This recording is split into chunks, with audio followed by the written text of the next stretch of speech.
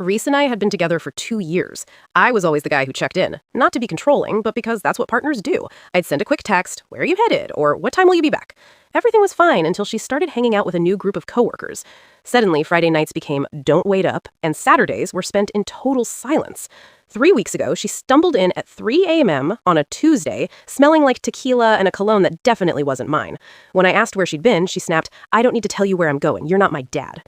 In that moment, something clicked. I didn't get angry, I just stopped caring. "You're right," I said calmly. "I'm not."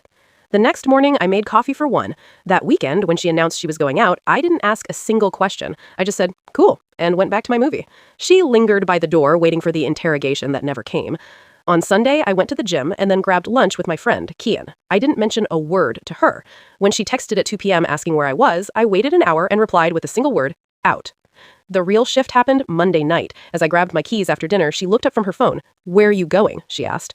I smiled and used her own words. "I don't need to tell you where I'm going. You're not my mom." I spent the night at Kian's, ignoring the 11 frantic texts lighting up my phone. When I finally walked in at midnight, she was sitting exactly where I used to wait for her, arms crossed, eyes red. "That's not an answer," she yelled when I repeated that I was just out. "It was a good enough answer when you said it," I replied.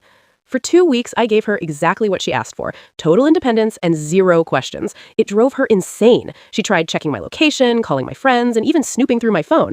Finally, she broke down crying, claiming I was acting like a stranger. "Reese," I said, "you told me you didn't owe me explanations, so I stopped asking. Then I took that same freedom for myself. Why is it only a problem when I do it?" She realized then that she didn't actually want independence. She wanted a double standard. I told her plainly, "I'm not going to beg it to be your partner. Either we communicate like adults, or we don't. You set the rules, I just followed them."